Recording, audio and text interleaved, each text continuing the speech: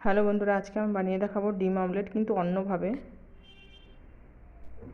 এখানে দুটো টমেটো, একটা ডিম, পেঁয়াজ লঙ্কা কুচি নিয়ে নিয়েছি। এবার টমেটোটাকে কেটে নেব গোল গোল করে।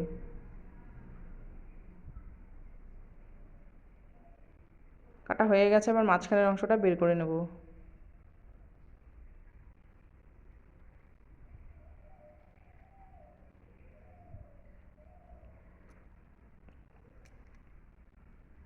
সব কটারে বের করে নিয়েছি। এবার মাঝখানের অংশটা ছোট ছোট করে কেটে নেব।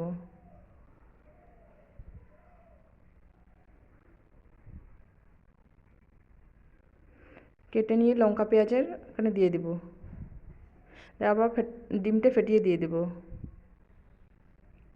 স্বাদ মতো লবণ দিয়ে দেব, জিরা গুঁড়ো, লঙ্কা গুঁড়ো আর একটু ম্যাগি মশলা। ম্যাগি মশলা দিলে কিন্তু এর স্বাদটা খুব সুন্দর হয়, খেতে দারুণ লাগে।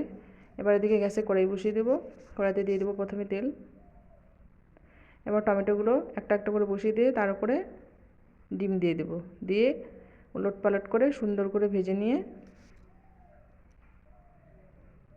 এবার নামিয়ে নেব। দেখুন কত সুন্দর হয়েছে। এভাবে আপনারা বাড়িতে বানিয়ে খাবেন। কোনো বাচ্চা যদি টমেটো খেতে না যায়, এরকম করে ডিম অমলেট টমেটোর মাঝখানে দিয়ে দেবেন, সুন্দরভাবে খাবে।